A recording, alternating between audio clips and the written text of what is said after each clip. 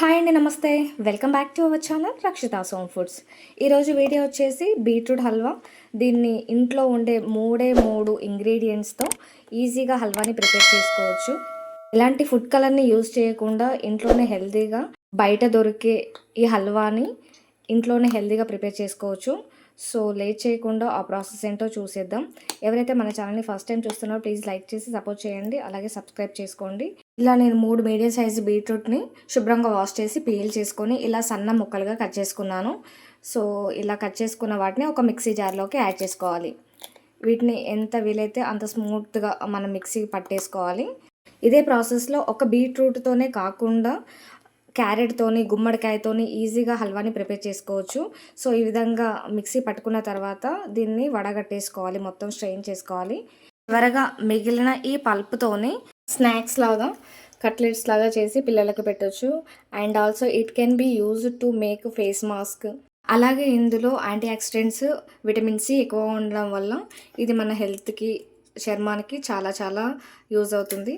So ఈ విధంగా ఈ పల్పుని మనం పడేయకుండా ఇలా యూజ్ చేసుకోవచ్చు. నెక్స్ట్ ఇలా తీసుకున్న ఈ బీట్రూట్ జ్యూస్లోకి 4 టేబుల్ స్పూన్స్ వరకు కార్న్ఫ్లోర్ని యాడ్ చేస్తున్నాను. అలాగే స్వీట్నెస్కి తగ్గట్టుగా ఇక్కడ 3/4 గ్లాస్ వరకు నేను షుగర్ని యాడ్ చేస్తున్నాను. ఇలా కొద్దిగా యాడ్ చేసి ఉండలు లేకుండా మంచిగా మిక్స్ చేసుకోవాలి. సో మిగిలింది కూడా లాస్ట్లో యాడ్ చేసేసి మరి ఒకసారి బాగా మిక్స్ చేసుకోవాలి. నెక్స్ట్ ఇది పక్కన పెట్టేసి స్టవ్ మీద ఒక ప్యాన్ పెట్టి అందులోకి మనం ఇలా తీసుకున్న బీట్రూట్ జ్యూస్ని ఇందులోకి యాడ్ చేసుకోవాలి. ఇందులోకి యాడ్ చేసిన తర్వాత కంటిన్యూస్గా కలుపుతూనే ఉండాలి. ఎందుకంటే మనం ఇందులో కార్న్ఫ్లోర్ని యాడ్ చేసినాం కాబట్టి తొందరగా దగ్గర పడే ఛాన్స్ ఉంటుంది. కాబట్టి కంటిన్యూస్గా కలుపుతూనే ఉండాలి. ఇదంతా కూడా లో టు మీడియం ఫ్లేమ్ని అడ్జస్ట్ చేసుకుంటూ మనం దీన్ని దగ్గర పడేంత వరకు ఉడికించుకోవాలి. సో ఇక్కడ నేను 3 టేబుల్ స్పూన్ వరకు ఓవరాల్గా 3 టేబుల్ స్పూన్ వరకు గీని యాడ్ చేశాను. సో మధ్య మధ్యలో కొద్దిగా యాడ్ చేసుకుంటూ మనం ఇలా బాగా మిక్స్ చేసుకోవాలి. తర్వాత మనకు అవైలబుల్లో ఉన్న డ్రై నట్స్ని ఏమైనా ఉంటే ఇలా సన్నగా కట్ చేసుకొని లాస్ట్లో యాడ్ చేసుకొని మొత్తం ఒకసారి అంతా బాగా మిక్స్ చేసుకోవాలి. ఇది కొంచెం జెల్ లాగా ఫామ్ అయ్యి ప్యాన్కి అంటుకోకుండా వచ్చేంత వరకు మనం దీన్ని ఉడికిస్తూనే ఉండాలి. లాస్ట్లో కొంచెం ఇలాచీ పౌడర్ని యాడ్ చేసి స్టవ్ ఆఫ్ చేయాలి. నెక్స్ట్ మనం బీట్రూట్ హల్వాని ఎందులోకైతే సపరేట్ చేసుకుంటామో దానికి ముందునే కొంచెం గీ కానీ లేదా ఆయిల్ కానీ అప్లై చేసి మనం ప్రిపేర్ చేసుకున్న బీట్రూట్ హల్వాని ఇందులోకి యాడ్ చేసుకోవాలి.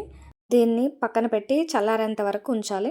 ఆఫ్టర్ 1 అవర్ తర్వాత ఇలా సైడ్స్ అన్నీ లూజ్ చేసి దానిపైన ఒక ప్లేట్ బోర్లించేసి రివర్స్ చేస్తే ఈజీగా ఊడొచ్చేస్తుంది.